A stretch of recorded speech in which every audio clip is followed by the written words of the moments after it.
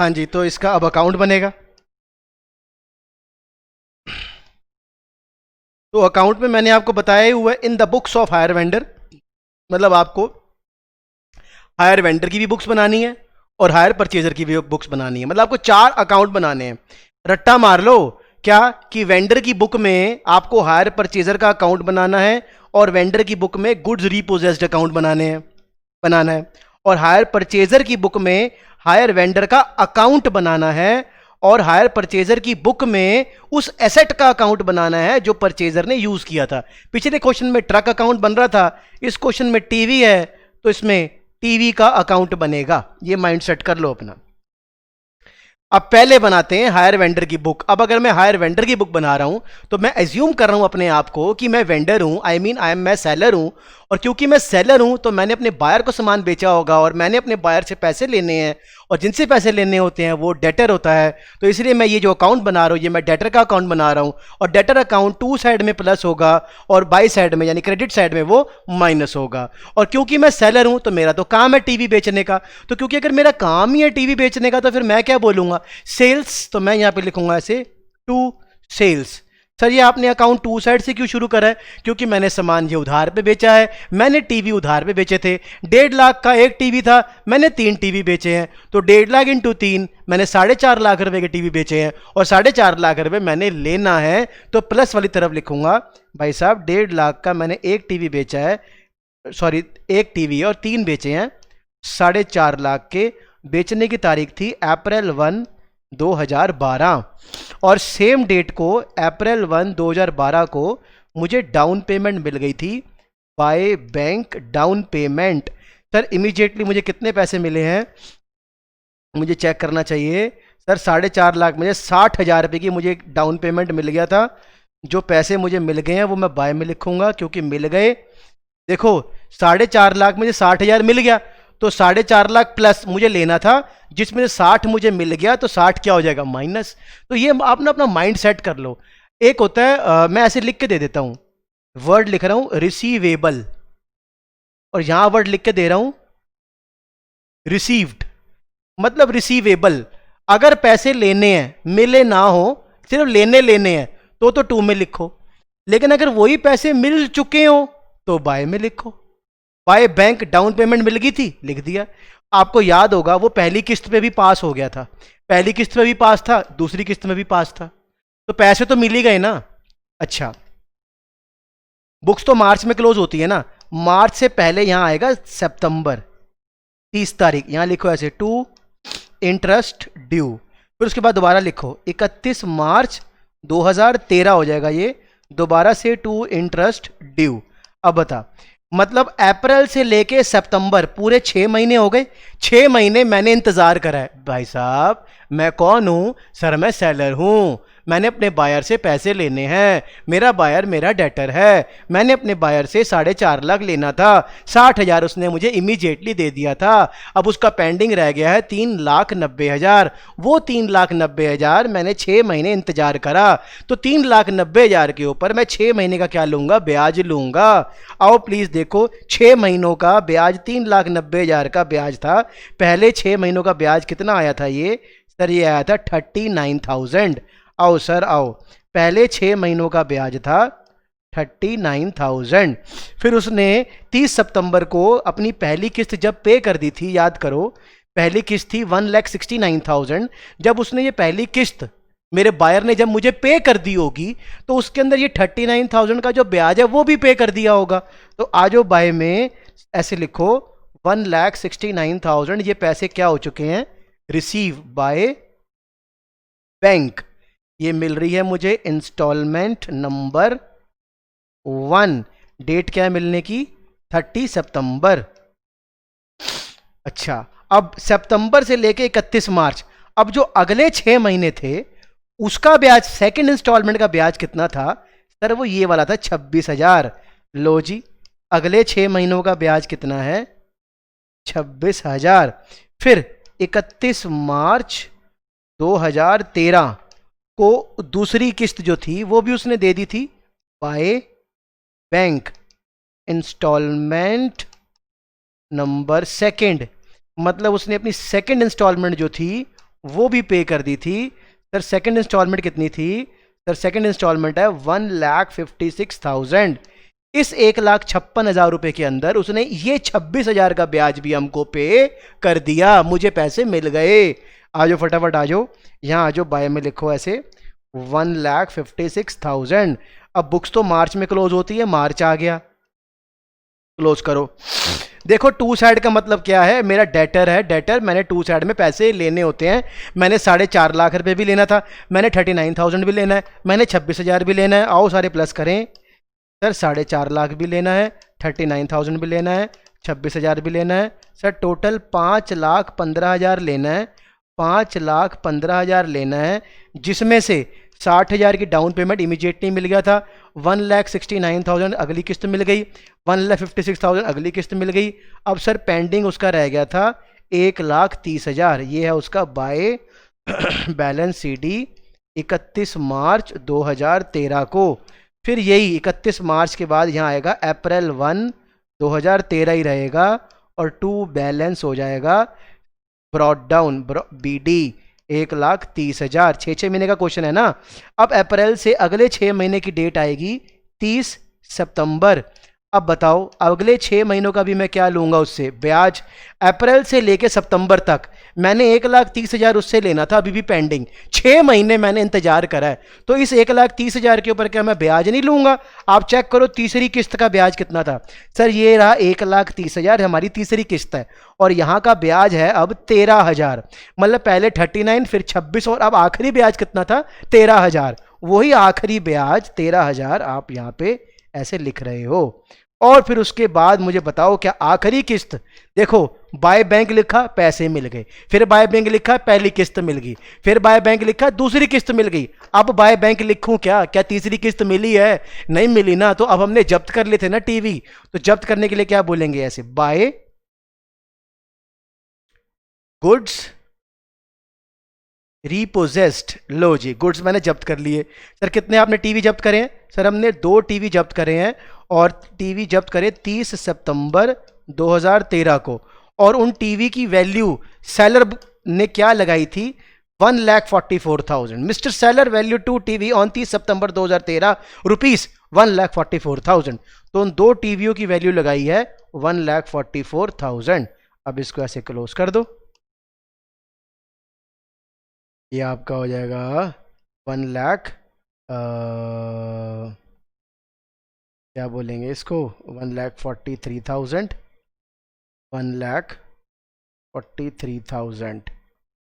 अरे ये तो इस तरफ कमी आ रही है। तो अब एक काम करो ना, जैसा क्वेश्चन वैसा काम, ज़्यादा ना सोचते हुए यहाँ लिख दो टू बैलेंस सीडी, ज़्यादा ना सोचते हुए 30 सितंबर, खत्म।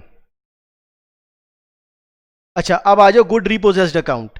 सर चेक करो यहाँ बाय में लिखा है ना, ये बाय गुड रिपोजेस्ड, ये बाय वाला वहां जाएगा गुड रिपोजेस्ड के 2 में, और नाम क्या आएगा अकाउंट का? Higher purchaser. आ जाओ इधर आ जाओ, टू हायर परचेजर अकाउंट, और वैल्यू क्या लिखी थी? 1,44,000, और डेट थी 30 सितंबर 2013। यही था ना सब कुछ? चेक कर लो। हाँ सर 30 सितंबर 2013। बाय की जगह हो जाएगा 2, नाम आएगा ऊपर हायर परचेजर का, और अमाउंट आएगा 1,44,000। लो जी 1,44,000 टू हायर परचेजर 30 सितंबर 2013। और सर ये तो गुड रिपोजेस अकाउंट बन रहा है ना। अब मैं तो सेलर हूं, जब मैंने 1,44,000 के टीवी जब्त करे थे तो इनके ऊपर कुछ रिपेयर के पैसे भी लगाए थे। चेक करना रिपेयर पे कितने लगाए थे? 10,000 रुपये लगाया रिपेयर का टू बैंक। सर 10,000 आपने रिपेयर का लगाया, ठीक है। उसके बाद आपने 2 टीवी थे ना, एक बेचा था बाय बैंक सेल, कितने का बेचा था? 50,000 का, और आपको 27,000 का लॉस भी हो रहा था, याद करो। बाय P&L ब्रैकेट में लॉस। ये सारे कब काम हो रहे हैं? ये सारे काम कब हो रहे हैं? 30 सितंबर को हो रहे हैं। अरे चेक कर लो यार, चेक कर लो, ये सारी कैलकुलेशन आपको दिखाई है मैंने। 1,54,000 के 2 टीवी हैं, एक एक टीवी कितने का होगा? 2 से डिवाइड कराओ। एक 77,000 के टीवी को 50,000 में बेचते हो, 27,000 का क्या हो रहा है? लॉस हो रहा है। वो लॉस आपने यहां लिख दिया। अब आप इसको क्लोज कर दोगे, 1,54,000, 1,54,000, ये दोनों जब माइनस कराओगे तो कमी आ जाएगी 77,000। ये आपका आ गया बाय बैलेंस सी डी 30 सितंबर। ये कितने टीवी हैं? ये कितने टीवी थे सर? ये 2 टीवी हैं। ये उसमें से कितने बेच दिए? 1 टीवी बेच दिया। फिर ये बच कितना गया? 1 टीवी बच गया। तो ये 77,000 रुपये का वही 1 टीवी है ना जो बच गया था। ये देखो 77,000, 1 TV left in closing stock, ये वही 77,000 आ गया ना बाय बैलेंस सी डी करके।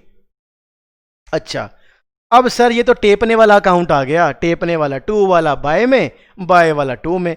अच्छा जी, सबसे पहले ये जो टू सेल्स है वो वहां जाके क्या होगा? कई बच्चे चीटिंग भी करने के लिए अकल चाहिए होती है सर, नकल के लिए अकल चाहिए होती है। यहाँ पर एक बच्चा आया, वो क्या करता है, जो टू सर ने कहा है टू वाला बाय में, बाय वाला टू में, वो इस टू सेल को फटाफट आके यहाँ भी लिख देता है बाय सेल। ओ मेरे भाई, ये हायर, ये बायर है, बायर। बायर ने खरीद, बेचा नहीं है, बायर ने खरीदा है, बायर ने अपना एसेट बनाया है। तो वो लिखेगा यहाँ बाय टीवी, 4.5 लाख के टीवी, तारीख APR1 2012। उसके बाद क्या था उसके नीचे? टू सेल के बाद ये टू इंटरेस्ट, फिर दोबारा टू इंटरेस्ट, 2 बार आया टू इंटरेस्ट, टू इंटरेस्ट। तो आप भी यहाँ लिख दो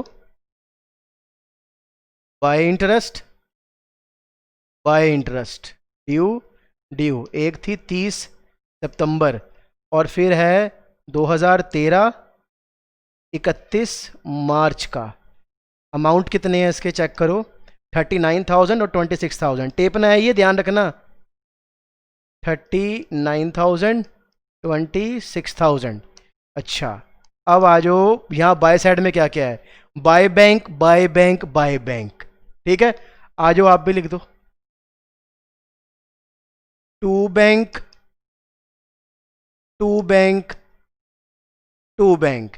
पहले मैंने डाउन पेमेंट दी होगी, फिर इंस्टॉलमेंट नंबर 1 दी होगी, फिर इंस्टॉलमेंट नंबर 2 दी होगी। मतलब इंस्टॉलमेंट नंबर 1 दी होगी, इंस्टॉलमेंट नंबर 2 दी होगी। डाउन पेमेंट कब करते हैं? जिस डेट को खरीदते हैं। फिर अगली किस्त कब दी होगी? 6 महीने के बाद। उसकी अगली किस्त कब दी होगी? फिर 6 महीने के बाद, 31 मार्च 2013 को। सर अमाउंट चेक कर लो फटाफट, 60,000, 1,69,000 और 156।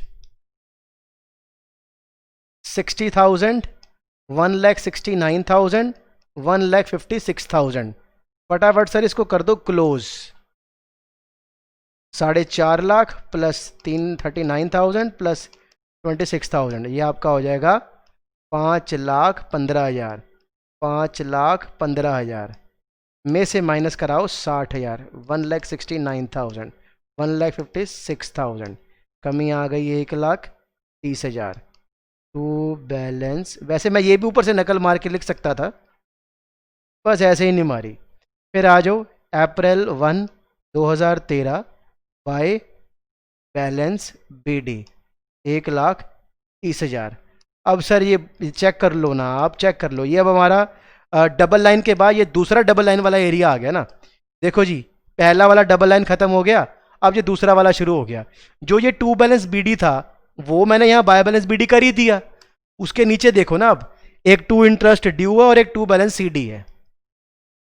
आ जाओ, बाय इंटरेस्ट ड्यू और बाय बैलेंस CD 30 सितंबर, 30 सितंबर। चेक करो इंटरेस्ट ड्यू का कितना है, 13,000, और ये कितना है, 10,000।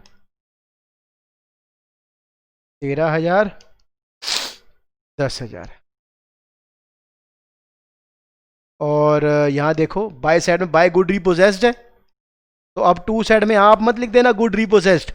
देखो सेलर जब्त करता है तो वो बोलता है गुड रिपोजेस्ड, मैं बायर हूं, उसने तो जब्त करे हैं लेकिन मेरे तो टीवी चले गए, तो मैं यहां लिखूंगा 2 TV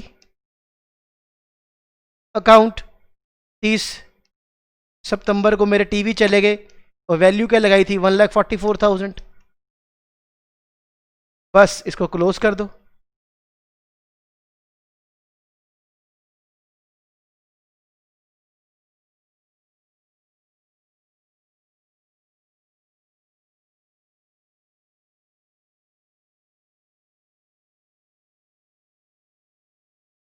एक कमी आएगी 1,000 की। आप कर लोगे ना, टेप नहीं तो है। अब आ जाओ ये अकाउंट हायर परचेजर की बुक में जो उसके एसेट का अकाउंट बनता है।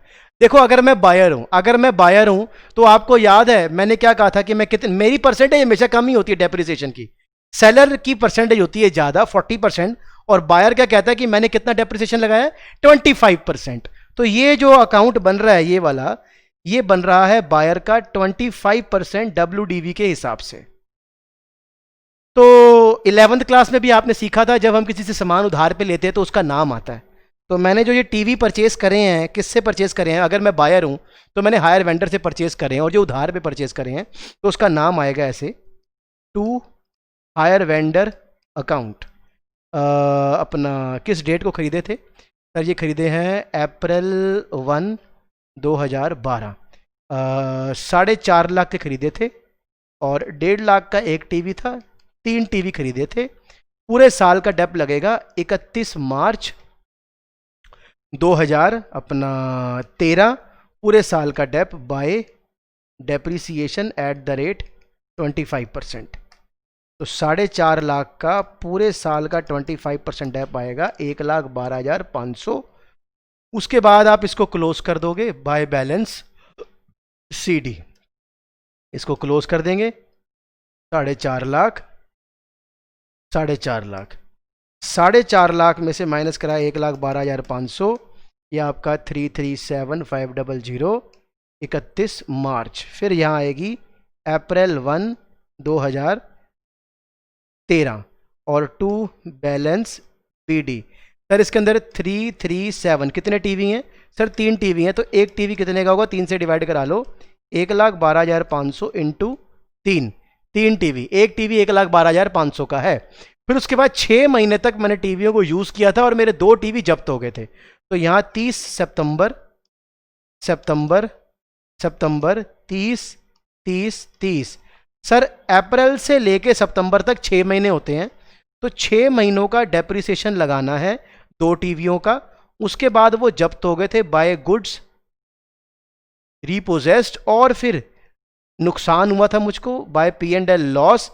अब 2 टीवियों का यहां जो डेप्रिसिएशन मुझे लगाना है, सिर्फ उन 2 टीवियों का लगाना है जो जब्त हो रहे थे अप्रैल से लेकर सितंबर तक, 6 महीने मैंने उनको यूज किया था। तो वो जो 2 टीवी हैं उनका डेप्रिसिएशन आपको वर्किंग नोट याद होगा मैंने बनाया है, ये देखो 6 महीनों का डेप उन 2 टीवियों का कितना था? 28,125।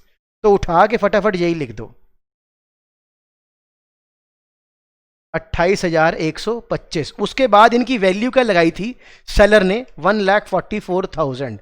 उसके बाद हमें लॉस कितने का हो गया था ये देख लो, ये सॉल्व हुआ हुआ है सारा। 1,96,000 की वैल्यू 144 लगाई थी, लॉस कितना आ रहा है? 52,875। उसी लॉस को यहां लिखना है, 52,875। या तो ऐसे कर लो, या कुछ बच्चे प्रॉपर फिर से कैलकुलेशन करने लग जाते हैं। वो कहते हैं सर 1,12,500 के 3 टीवी हैं, एक टीवी है ना, 1,12,500 के 2 टीवी कितने के होंगे? वो 1,12,500 को इंटू 2 करते हैं, फिर कहते हैं भैया 2,25,000 रुपये के 2 टीवी हैं, इनको 6 महीने यूज़ करते हैं, इसका 25% का डेप लगाते हैं, और फिर करते हैं इंटू अपना 6 डिवाइडेड बाय 12, 6 महीने को कितना आया देख लो, 28,125, 28,125। ये वही 6 महीनों का डेप आ गया 28,125 जो ये था। फिर बोलते हैं क्या कि 2,25,000 का था, 28,125 के यूज हो गए, बच गए 1,96,875 के टीवी बच गए। और इन टीवियों को सेलर ने क्या वैल्यू लगाई थी? 1,44,000, और 52,875 का क्या हो गया? लॉस। ये जो हिसाब मैंने आपको यहां दिखाया ये हम वर्किंग नोट में ऊपर सॉल्व कर लेते हैं, तो वहीं से वहां से भी टेप के आप लिख सकते हो, नहीं तो आप ऐसे कर लो जैसे आपकी अपनी सेटिस्फैक्शन है। ये 6 महीने का डेप लगा दिया, ये जब्त हो गए, ये लॉस हो गया। ये 3 टीवी थे, 2 टीवी जब्त हो गए, एक टीवी अभी भी पड़ा हुआ था। बुक्स कब क्लोज होंगी? 31 मार्च 2014 को। पूरे साल का डेप लगेगा जो एक टीवी बच गया था उसका बाय डेप्रिसिएशन। और एक टीवी हमारा 1,12,500 का है, 3 टीवी है ना, 1,12,500, 1,12,500, 1,12,500। तो हमारा ये सारे हमारे टीवी हैं। दो टीवियों का हिसाब तो सेटल हो गया। एक टीवी जो ये बच गया है, इसके ऊपर पूरे साल का डेप लगाना है 25%। 1,12,500 का 25% पूरे साल का 28,125। ये आपका हो गया, क्या बोलते हैं, टीवी, थर्ड टीवी। अब इसको क्लोज कर दो।